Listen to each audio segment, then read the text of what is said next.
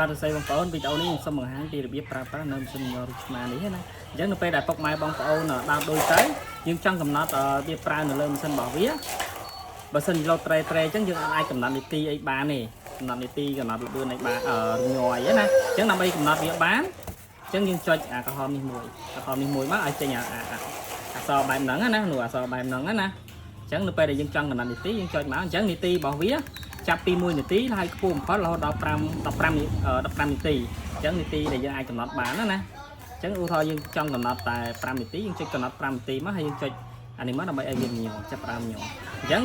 ធម្មតាវាកម្រិតញ័រដំបូងគឺលេខ1អញ្ចឹងយើងចង់ដល់ប្រមាណបើសិនជាយើងចង់ចុច manual តឡើងខ្ពស់ទៀតយើងចុចប៊ូតុង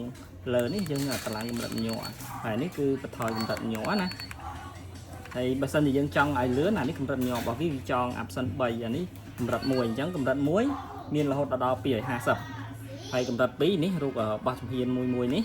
មានរហូតដល់550ឃើញទេដល់ពេលកម្រិត3រហូតដល់900ប៉ុន្តែខ្ពស់បំផុតកម្រិតញ័ររបស់វាគឺ999កម្រិតញ័រណា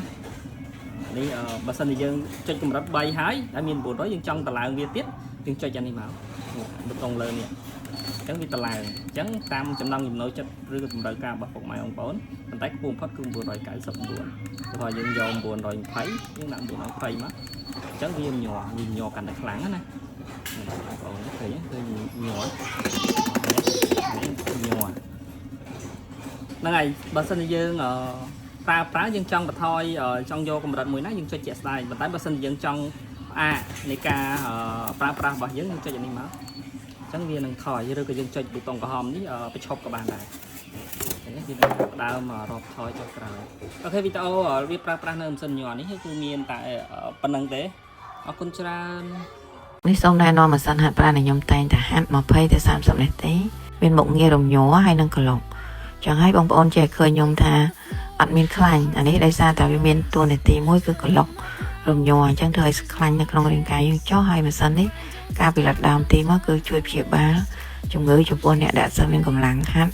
ហើយនឹងអ្នកជំងឺដែលគាត់ធ្វើចលនាបានណាចឹងបងប្អូនមើលនៅក្នុងរូបភាពបង្ហាញហ្នឹងយើងអាចឲ្យឈរយើងអាចអង្គុយអីតាមគ្រប់ទម្រង់បានហើយចំណែកប៊ូតុងដែលចុចហ្នឹងគឺ